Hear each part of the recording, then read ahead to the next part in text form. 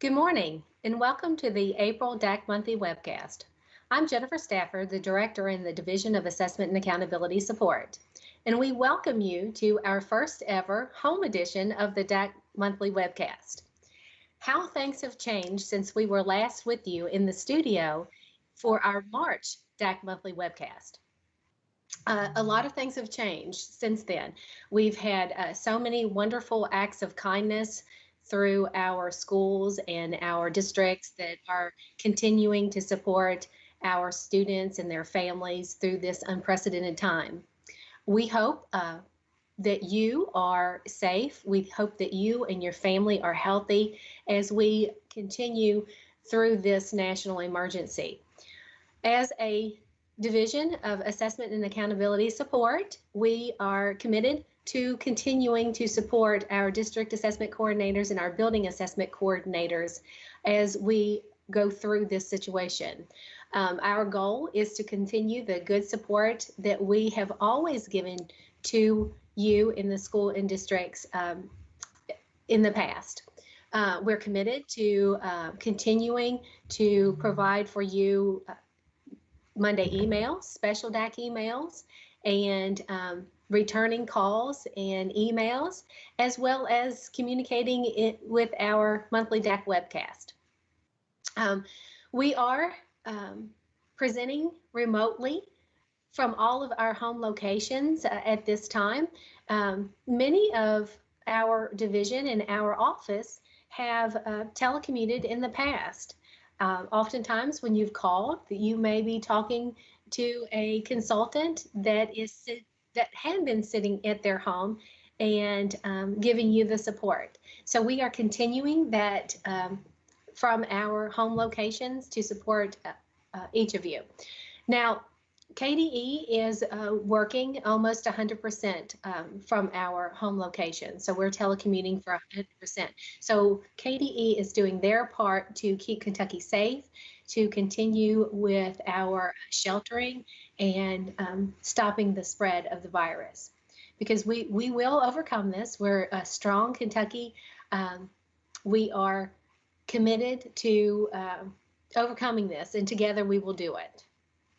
So we're so glad that you are home and you are in your hopefully safe location and are able to join us this morning.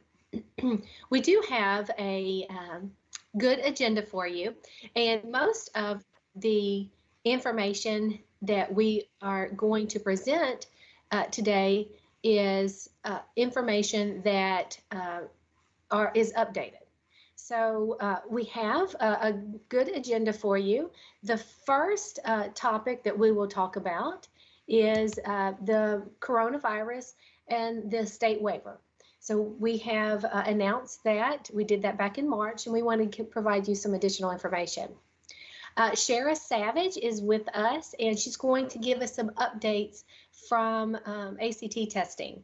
The March DAC Monthly Webcast, Shara announced that we would have a emergency date of April 14th, which would have been 2 days ago. Since that didn't happen, she does have some exciting news for a fall option for us if we're back to normal at that point.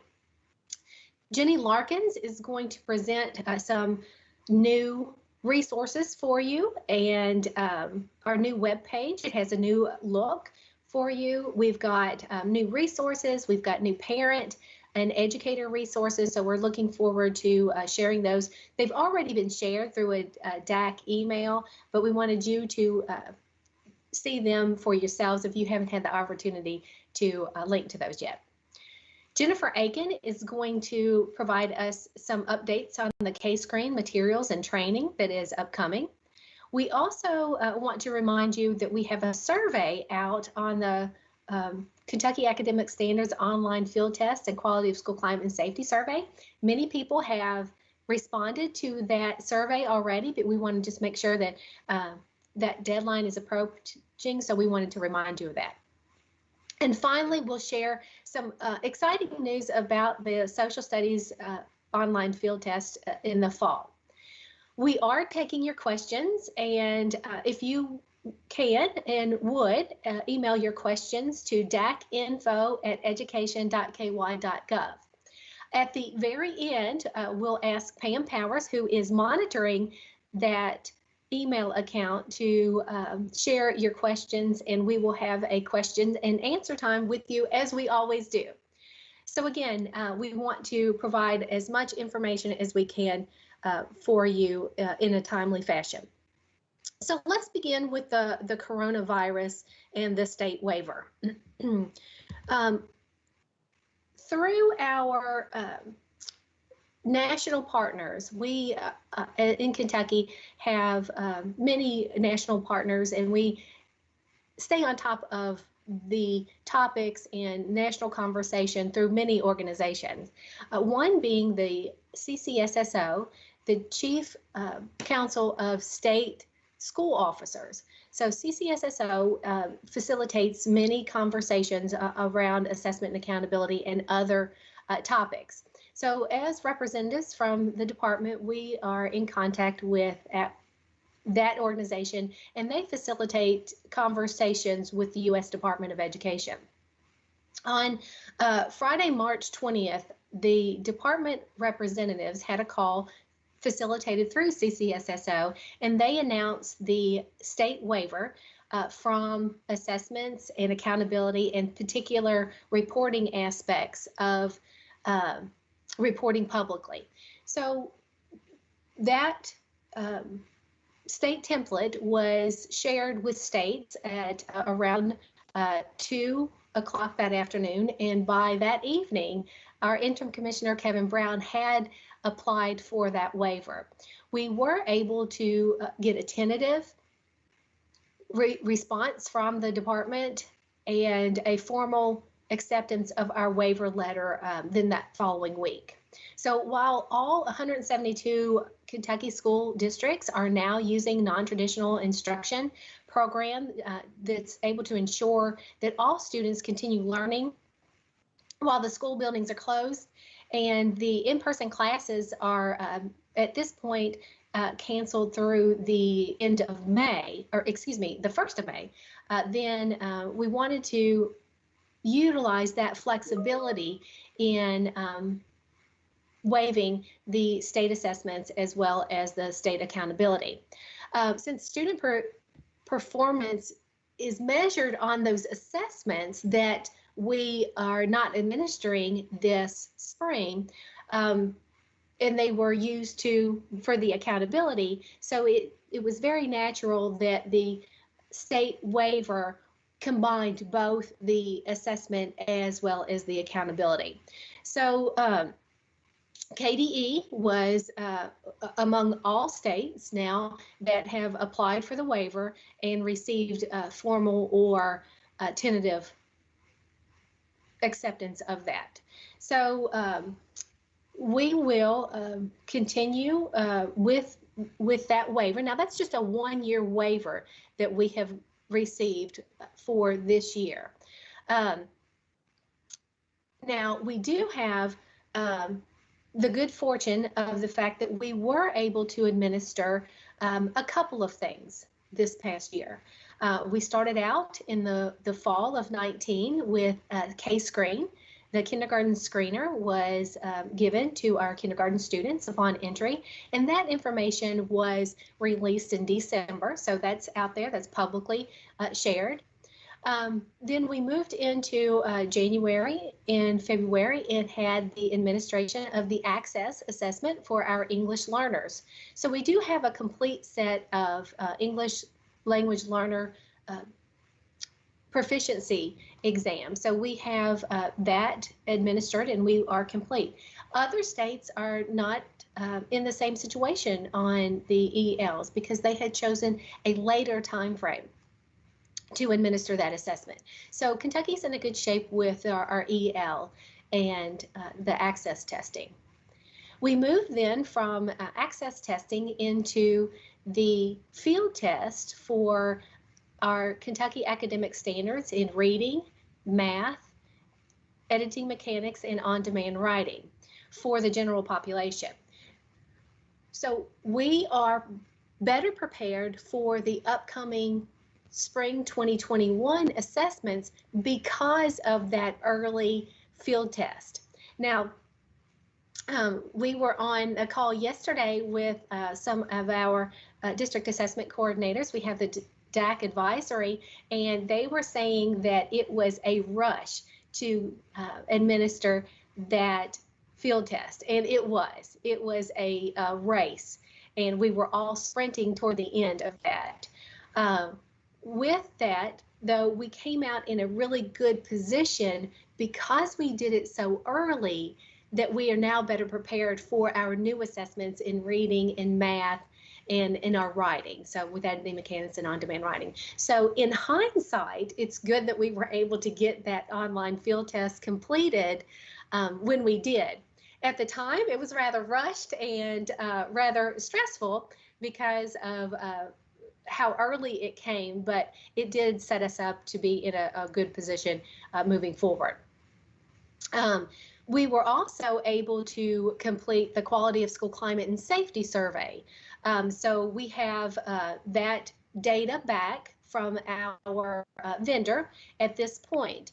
And I will note for you that we in the Office of Assessment and Accountability have reviewed some of that data and are looking at particularly the participation rate of our schools. So we'll have more information coming about the Quality of School Climate and Safety Survey participation rate in Monday's email, but we do plan to share with you not the results or the summary yet, but the information on the participation.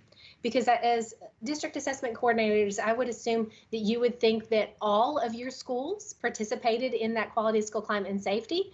However, we do have some schools that fell below the 95% threshold.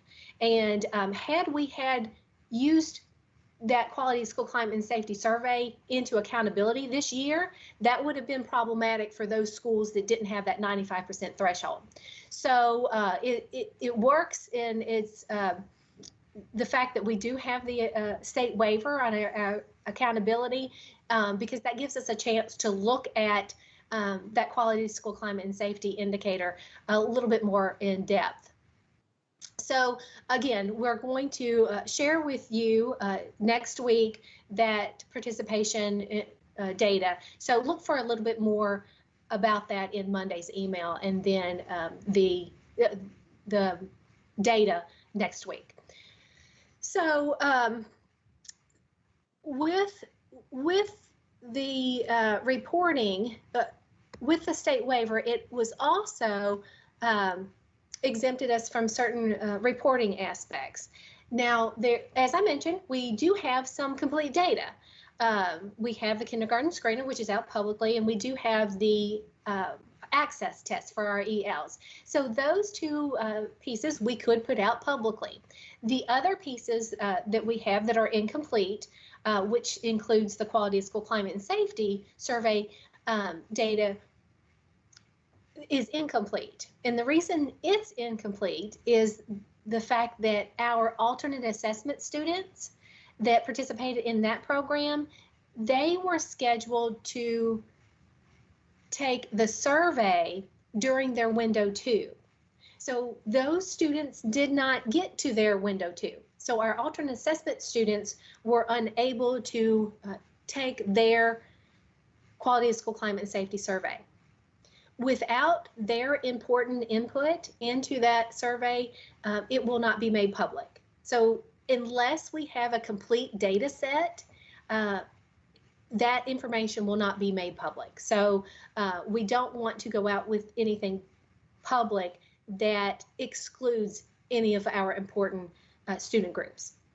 So the Quality of School Climate and Safety Survey will not be made public. But again, we're working toward providing some high-level detail to our schools and districts. Let's turn now to Shara. Shara, again, is going to provide us an update of an opportunity for our students to take their ACT administration that is state provided. Now, as I mentioned, on March 10th, we did have a good number of our schools in our districts who were able to administer the ACT. However, we did have 3 districts and 2 schools that were unable to take the ACT. We also had students who were absent on March 10th and were unable to take their free administration. We also had special needs students who may have been there on March 10th, but were unable to complete their assessments. So as a agency, we want those students to be able to have the opportunity to have their free administration of the ACT. It's important for students because they use the ACT in multiple ways that are important for them. They use the ACT for college admissions as well as some scholarship opportunities. So with our offering this additional option for our students who didn't get to take the March 10th, it's more about the students' opportunity to take the test than it is for school accountability. So we want to make sure that every student has their opportunity to have that free assessment. So with that, I'll turn it over to Shara and ask her to take and open her camera for her section of the DAC Webcast.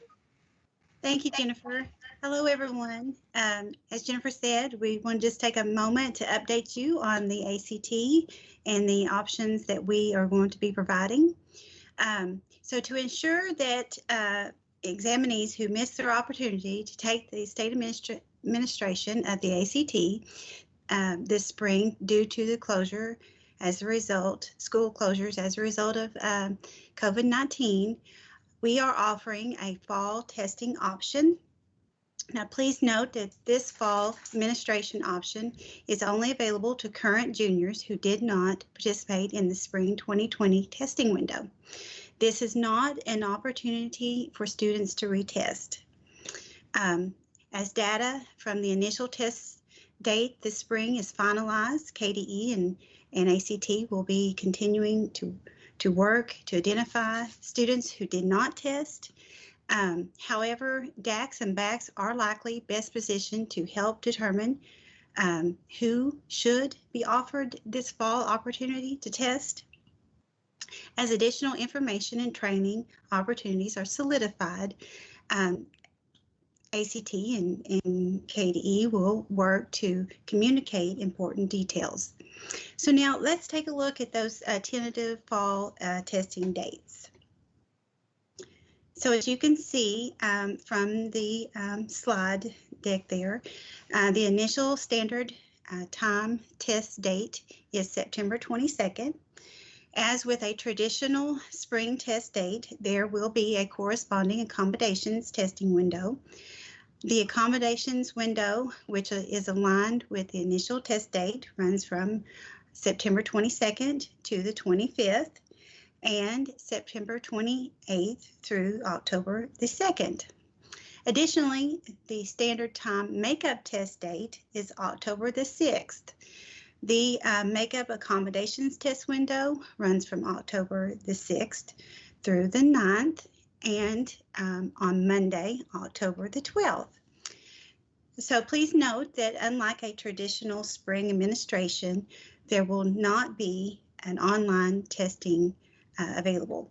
The all tests will be done paper pencil. So this is the update that we had for you for ACT. And at this time, I'll be turning it over to Jenny Larkins for an update on the KDE web pages. Thank you. Thank you, Shara. Well, as Jennifer mentioned, we had a lot of things affected by the coronavirus, and now the web pages are one of those responses that KDE had to that, to the issues that we're having. Once schools started closing, KDE started getting questions rolling in, all kinds of what if this and what about that. because programs all across the department in every office have been impacted in some kind of way by this virus. And for a while, there was a lot of uncertainty. So right away, KDE started prioritizing our work and determining what is it that we need to do to support districts and help them navigate through this. So KDE leadership narrowed down the focus of our work and your work really into 3 overarching goals. Really what the department thought are the most important things that need to continue happening for students, which is to educate, feed, and support. And then for us to support you in your work to do those kinds of things. So with that in mind, KDE created a new web page, and it's organized around those 3 goals. And you'll see them: educate, feed, and support there. And on that main web page, you can find all the information you need about anything related to running a school district if it's been impacted somehow by the coronavirus. The link to what they're calling the launch page is located on this orange and tan bar that you're going to see across the top of every KDE page on the website right now. If you see that circle on the slide there, that is the link that links to the main launch page. And when you click that link, you're going to be directed to the page that you see on the next slide. So that's what it looks like. So if you have any questions at all about how COVID-19 is affecting the work that you're doing, this launch page is a great place to start, because everything you're looking for can be found on this one central location. Next slide, please. So that way you don't have to spend valuable time searching all over the KDE website looking for individual pages of information. It's all right there in one spot.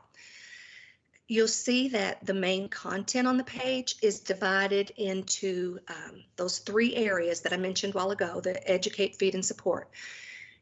Each one of those areas links to other pages from the different KDE offices. We've all of our offices have created some new web pages to support you, so you're going to find them all there in one place where you can link to them. And when you go visit those other pages, you're going to find webcasts and guidance documents, all kinds of resources, FAQs, and so forth. So, for example, if you are looking for information on how to provide drive-up meal services to kids, then you would go to the category of feed, and then you would look under the banner of child nutrition programs, and you'd find that information there. Or if you're looking for NTI resources, then you'd find those under the educate category and then under the learning banner. So that's the main area. Well, underneath that main area, you see another banner that says FAQs. If you click on that link that we have circled here, it will take you to an Excel spreadsheet that contains the most frequently asked questions that KDE has been receiving from every office. So I'm not sure how many entries we have now. I heard someone say over 500 that are in there right now of questions and answers. Each day we're getting new questions, we're getting updates to information, and we're being asked to update this information daily. So if you go on there, you should be seeing the most recent information and responses to those questions that are available. Okay, next slide, please, Helen. Thank you. All right, so as I mentioned a moment ago, each office has its own COVID-19 resource page, or pages in some case, that the launch page links to. So from the launch page, if you want to visit the OAA page from there, then you will click that link right there under the educate category and under the learning banner, and we have it circled for you there. Or you can use the direct link that's shown on the next slide. So Helen, thank you, Helen. So this is what OAA's page looks like. We've got all of our information on just this one page here, but it's got a lot. Believe it or not, once everybody learned that testing and accountability had been waived, we didn't get a lot of questions after that, but what questions we do have are listed on this page. So we have, of course, questions about the state waiver, that allows for testing and accountability to be suspended, questions about the ACT, end of course for early graduates, and so on. You'll find it all right there on this one page. We also have on this page a document called the Impact of Waiver on State Assessment Programs. And just as the title suggests, what's inside of there is how each assessment program has been impacted. So you'll get a little description of what's happening with that assessment program, and then also any next steps that you need to take as a DAC or BAC, if anything. So that's on the main central page. And then on the right sidebar, we've compiled some parent resources, and educators can use those also, that are resources that are connected to the assessment. So as an example, the ACT Learning Academy tool to help support ACT administration is on there. So lots of great resources that have been pulled together. So that's kind of our attempt here to help support you with anything related to COVID-19 and the impact that it has. Hopefully the pages will help you. We're going to continue to update them again as long as it's needed. We'll have it up here. So bookmark those pages and keep checking back for any changes and updates. And now I'm going to turn it over to Jennifer Aiken for some kindergarten screen information. Thank you, Jenny, and good morning. Thank you all for being here. We just wanted to take a few minutes to let you know that you, along with the K-Screen contacts, received the April K-Screen update email this morning. I just wanted to take a few minutes to highlight some of the important information. The Brigance materials ordering window closes tomorrow, Friday, April 17th. Please contact your K-Screen contact if it isn't you to make sure that your materials have been ordered, and they are to be emailed directly to Curriculum and Associates. That information is on the kindergarten K-Screen webpage. That being said, because of COVID-19 and because we have some uncertainty in if we will return to school and when we will return to school, as well as what next year may look like, we have decided to hold the shipment of those materials. We will be in contact with Curriculum Associates and determine a better time in which to ship those materials. So please watch that K-Screen update. They will come as needed for timely announcements, including the updated shipping information. And I will also include that in the DAC Monday emails. Next slide, Helen, please. And the training information. Originally, we had the Brigance Training of Trainers 6-hour session scheduled a couple of sessions in March, and we postponed that. So in lieu of those face-to-face 6-hour trainings, Curriculum Associates has developed a 6-hour virtual training, and the registration information is located on the Common Kindergarten Entries K-Screen page, and that is linked in this document. So that, again, that training is for those individuals at the district who have not been trained to train others within your district. So one person takes that training per district, and it is that one-time 6-hour training. If you're experienced in the TOT training, then you will want to view the K-Screen Refresher webcast, and that will be posted to the KDE Media portal on May 5th. And then another important update is the K-Screen implementation guide for the school year 2020-2021 has now been posted on our webpage. So the registration links and the K-Screen implementation guide has been posted to the webpage. We just want you to be aware, and if you have other questions, you're welcome to email me or ask at the conclusion of this webcast. Okay, I'll turn it over now to Helen for field test information.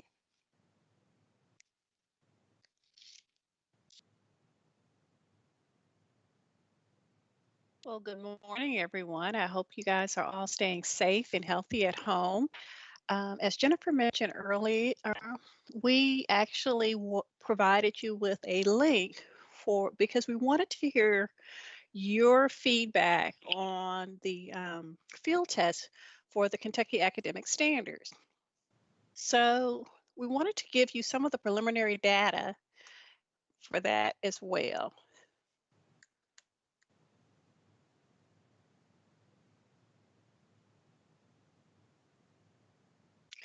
So as a result, so far, as of yesterday, now this is only from yesterday, we have had a total of 451 responses.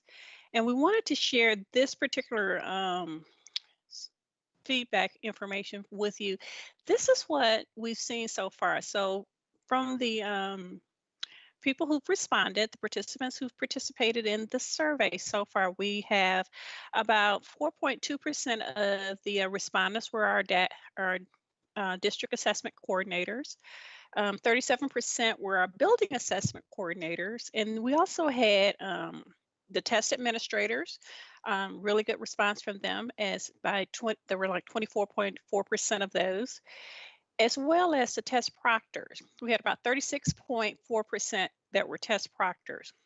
And then there were about 5.5% that were others. The survey is still open. We still have time. We're still looking to receive as much feedback as possible in regards to the survey. So you have KDE is seeking feedback regarding the online field test. You have until May 1st to, and the survey only takes about 20 minutes to complete. So it's not a long survey, but we are taking all of this because this provides us with an opportunity for our next steps. We use this to share with our partner and our vendor Pearson in preparation for our future online assessments and preparing us for our ultimate operational assessments. So please, if you have not completed the survey, or someone in your building that participated in the field test has not completed the survey, please encourage them to take the time and complete the surveys, because we will be using this for our next step. And at this time, I'm going to turn it back over to Jennifer Stafford. Thank you, Helen. And thank you to Shara and Jenny and Jennifer for their updates as well. As we move toward 2021, we are preparing for our upcoming assessments. The social studies field test is scheduled for next fall. Now, in the March DAC Webcast, we had kind of said that we were hoping to administer the assessment prior to Labor Day. We've moved that back a bit, and I wanted to share with you some of the pieces that we are doing now in preparation for that fall administration. So the first thing, we are having a item review. So in preparation for the social studies fall field test, this is a routine part of our assessment creation. Is to bring in educators from across the state to review the items. The items have been drafted, and they are in a position now that educators are looking at them to review those items. We have 30 social studies educators from across the state that they come from elementary, they come from middle, and they come from high schools that they represent all geographic locations. So all of our cooperatives are represented in this group. Because social studies is tested at 5, 8, and 11, we wanted that cross level representation. So we have elementary school teachers, middle school, and high school teachers looking at this. Now, the item review, as you can imagine, is virtual because we are all safe and hopefully healthy at home. We are asking our participants to review the items in the security of their home. On Monday of this week, we had, for our item review participants, had a training to train them on the review as well as the process and the use of an online application or tool that Pearson provides called Abby. And the participants are going into the Abby application and reviewing the items, making comments, accepting them, or suggesting how that the items can be increased in any way. Now, the item review is scheduled between the 13th and the 20th. So during the item review, they're looking at multiple pieces of the item. They want to look at the each of the items for their alignment to the standards, because that's where the assessments stem from, is the standards themselves. So they're looking at the alignment to the standards to see if they align to those identified disciplinary standards in social studies. They're looking at the inquiry practices of social studies and to see if the item aligns to the inquiry practice. They're looking at the measures of the intent of the standards, because there are differences in interpretation of some standards, and our educators in Kentucky know how we are interpreting the standards, and they want to make sure that the items align with that interpretation, as well as the depth of knowledge. So our participants are looking at the depth of knowledge and the content. They're looking at the item to see if the item is clear in what the question is asking, that it is concisely worded, that it's understandable at the grade appropriate level. So so they're looking at multiple different things on the item to see that if it's appropriate for that grade level. They're looking at the contents and any themes that are grade level appropriate. If the item is presented in a way that is accurate or that is appropriate for that grade level. And of course, they're looking at whether there's any any errors to it. So they're looking at grammar and content and punctuation in this item review as well. So again, the participants are working, and they have already been in there and reviewing the items, and we see that there's some good feedback that we're getting from our participants. Also, in preparation for the field test in fall, is we have a bias review. And in the bias review, there are not content people this time, but participants that are representative of the different role groups. We have many people that are looking at the items for different in a different way than the item review, where that's more about the content of the items. The virtual review are participants that represent different role groups, like our blind population or our ethnic population. So this is happening right now.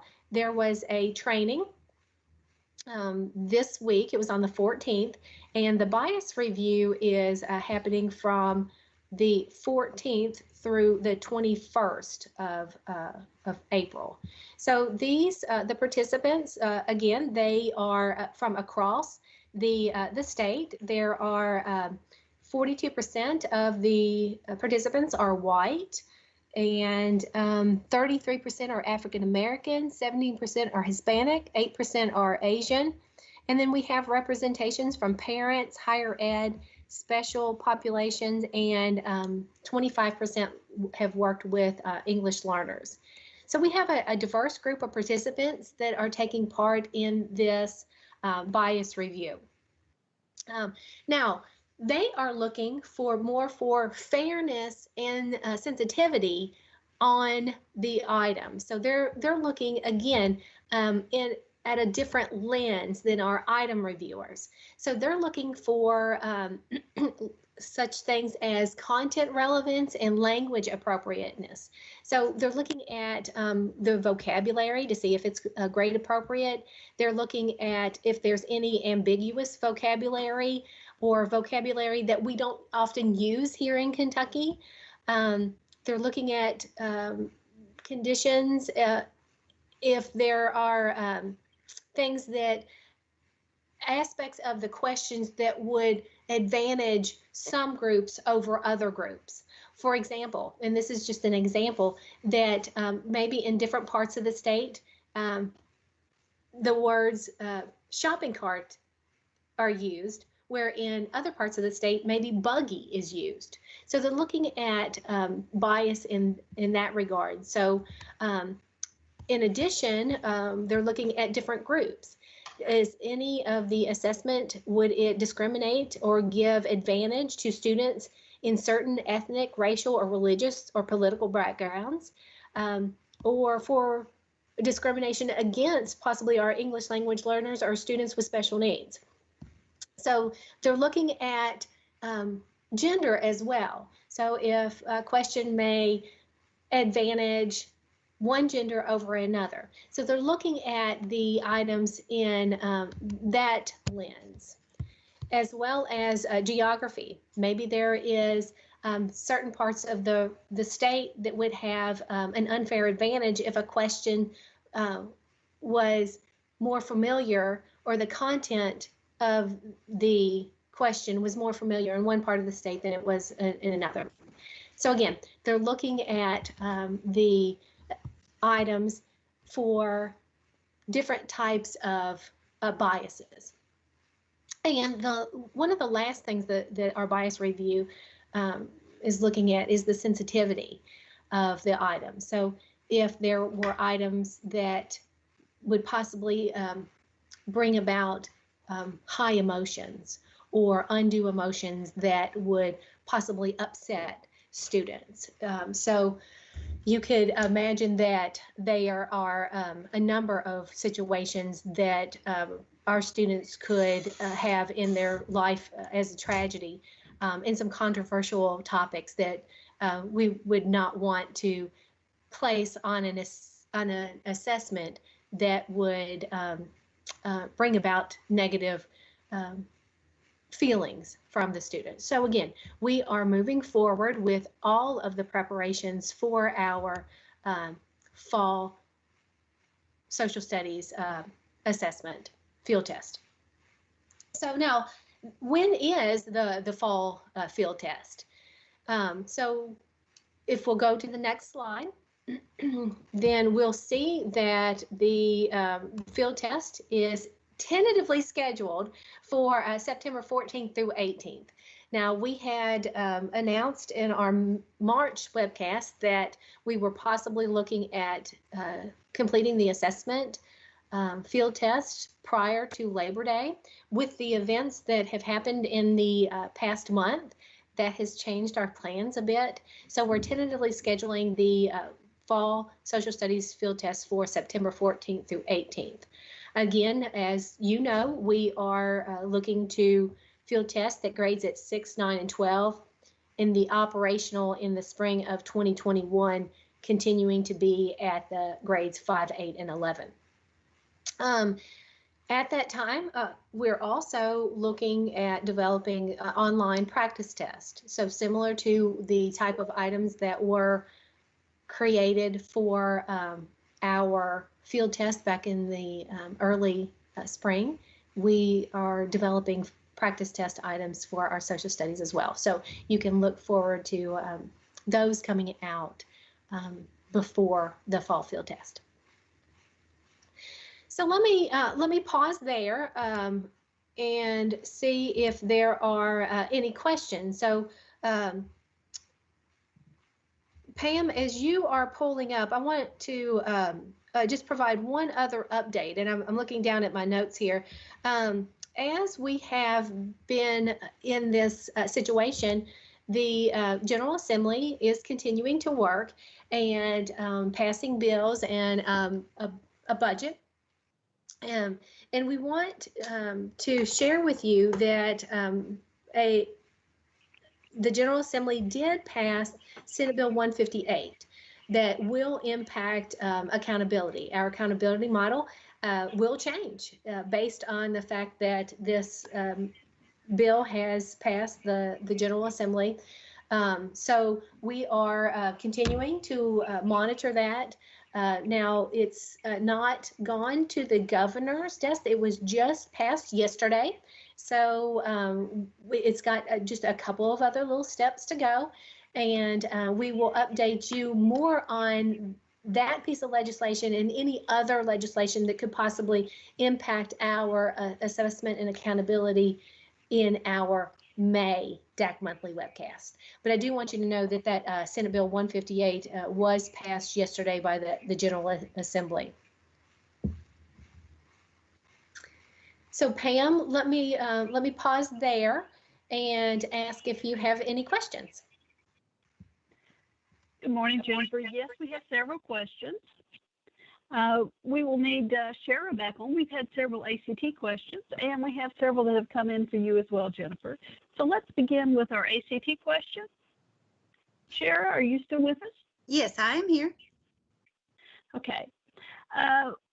When will the ACT scores for those who did take the ACT in March be available, and where can they be found?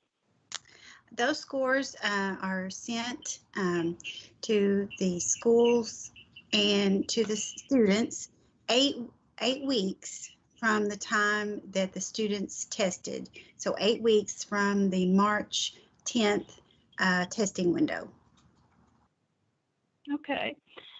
And we've had another one on the ACT as well.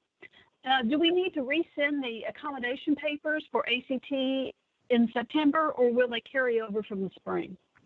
Well, we are going to have more information about that in the upcoming weeks. So just stay tuned, and we will send that communication out to you shortly. Okay.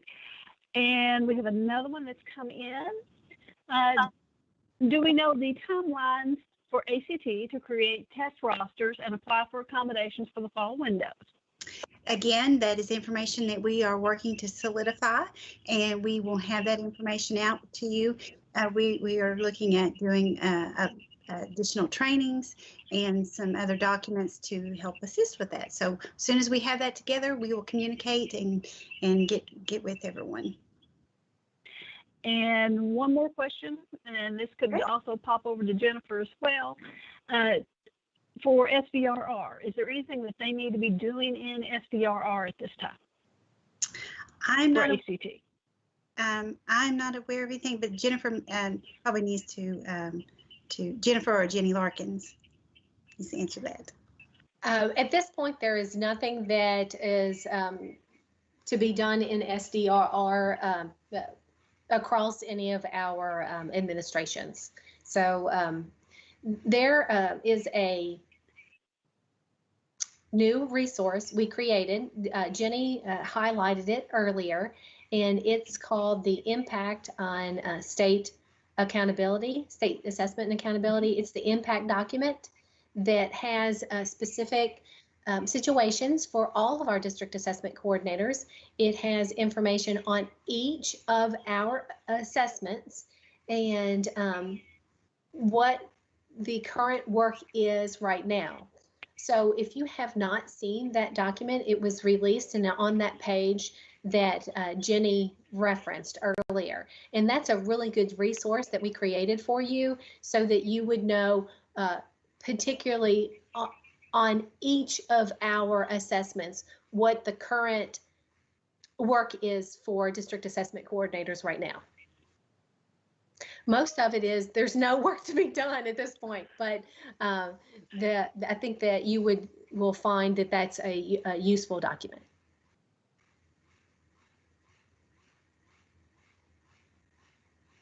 Pam, do we have any other questions?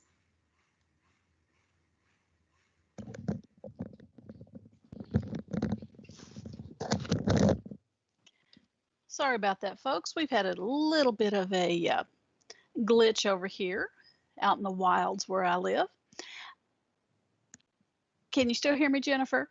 We still have another question for you and Shara. Yep, we're ready for your next question. Okay. This was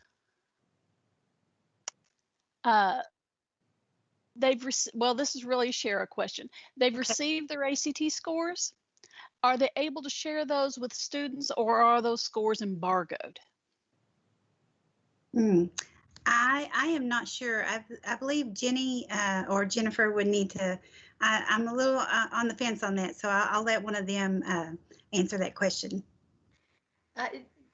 Shara, thank you. I'll take this one. Okay. For the ACT, the students should have their score reports first. So ACT's a hierarchy, starts with the student, then the school, then the district, then the state. So that's kind of the hierarchy that ACT uses. And so the students, if you have received their reports, the students should have already received their reports as well. And I've talked to a couple of juniors that have received their reports back. So I know that students are receiving those already. So I would anticipate that if you have them, then the students have them also. As for your question about embargo, the ACT is, we don't put any embargoes on that information.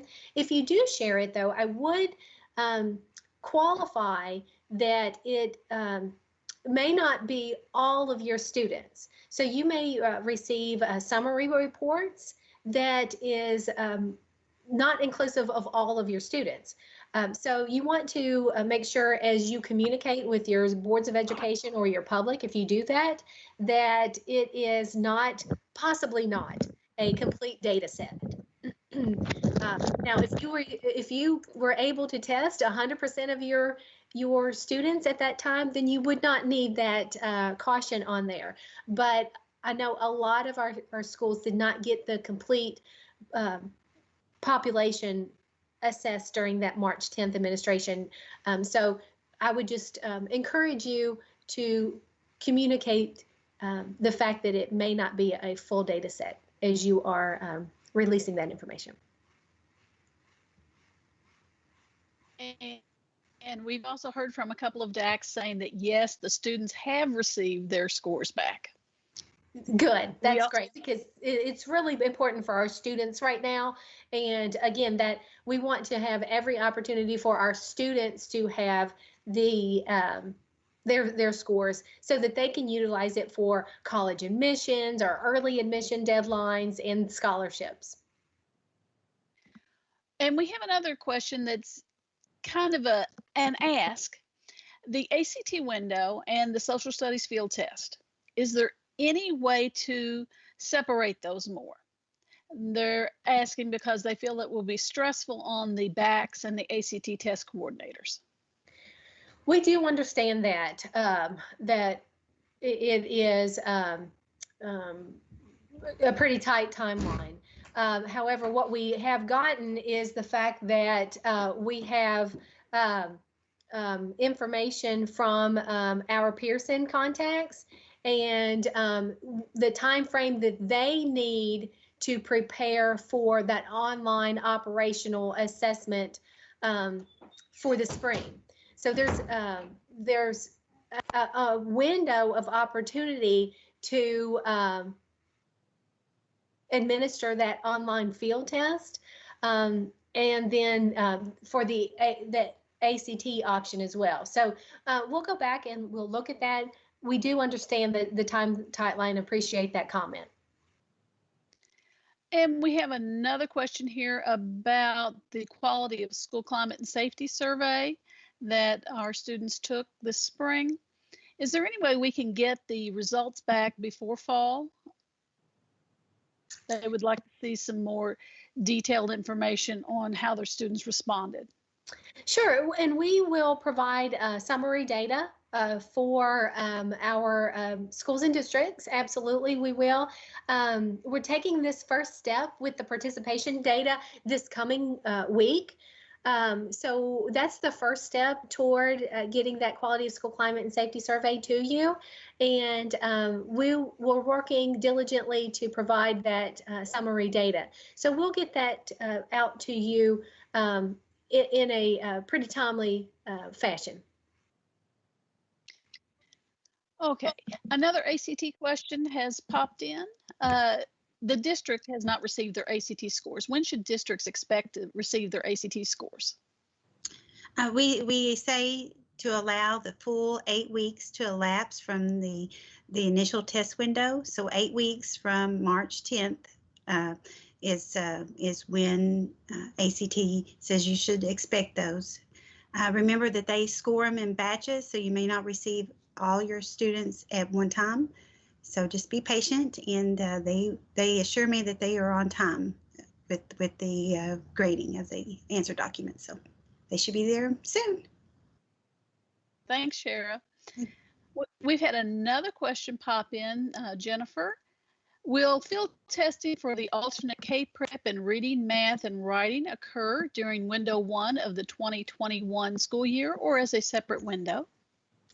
That's a really good question. Right now, we are working with the University of Kentucky, who holds the contract for our alternate assessment. We've had already a couple of discussions with our psychometricians on the appropriateness of the field test for our alternate assessment students. So we're really working through some options. We want the students not to have any undue pressure on them as they take the field test. So we also know that with the interruption of our school year this year, that next year is going to be a really important time as our students come back, and not only our special needs students, but our regular students are going to need remediation. In essence, we're really losing about 9 weeks of instruction here with this current situation that we're in. So we want to be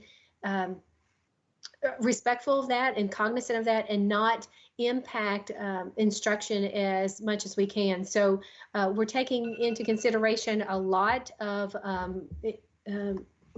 factors on that field test. So we will continue to work toward having that field test for our alternate assessment students with as minimal of impact as we can.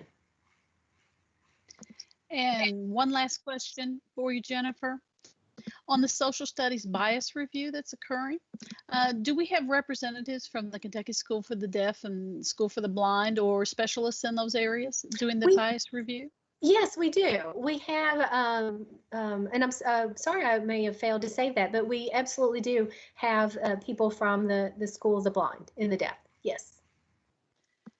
And that is all the questions that have come in. Well, thank you for that. I'm going to look down at my notes because I wanted to update you. There was one other thing that we didn't put into the slides, but I wanted to make sure that you know, oftentimes we have situations where teachers or administrators have a allegation for their administration. And oftentimes that we, they are required to do an additional training, a 3-hour training with administration code and inclusions to special populations. It's not required, but several districts like to send their teachers and administrators to KDE to receive that required training.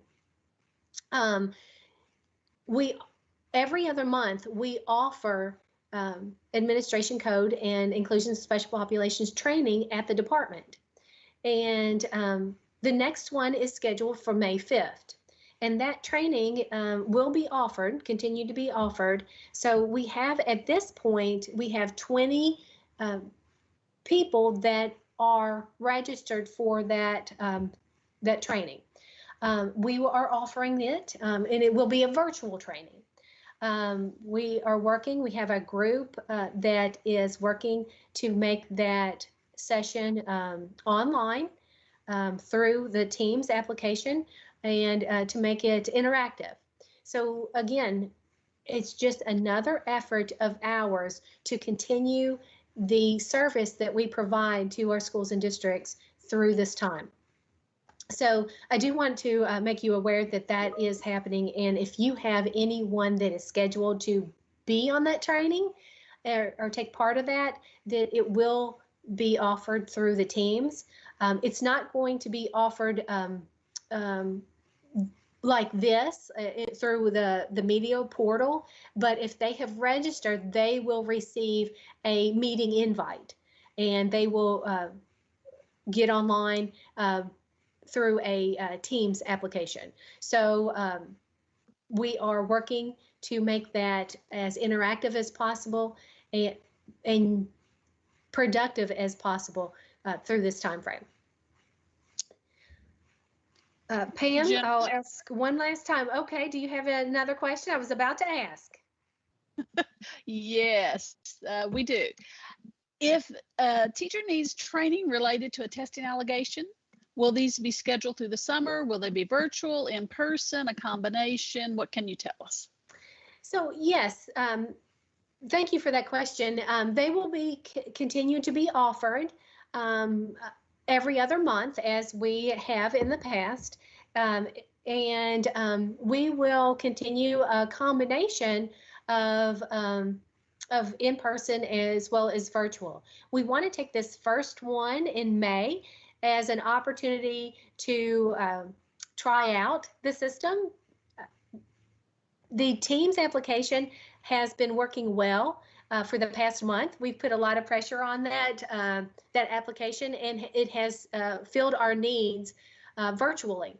So this first one, we're really going to do a trial basis of it and see how it works. Get the feedback of the participants to see how we can make it better, if we can improve it in any way, and then based on that feedback and how it went that first time, possibly offer more virtual trainings for our administration code as well as the inclusions of special populations. Now, we do have a project also that we started many years ago that in 2016, we have a project that we have been trying to produce the administration code and inclusions of special population through a module with checks of understanding.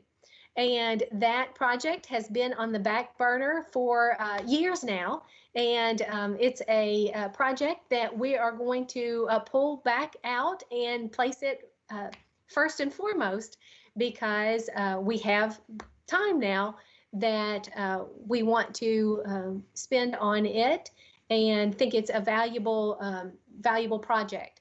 Our goal is to have many modules and checks of understanding, so that if you have an online management system that you want to utilize, you can assign your classroom or your teachers or administrators to this online main module, and the teachers and administrators can take the training at their own pace.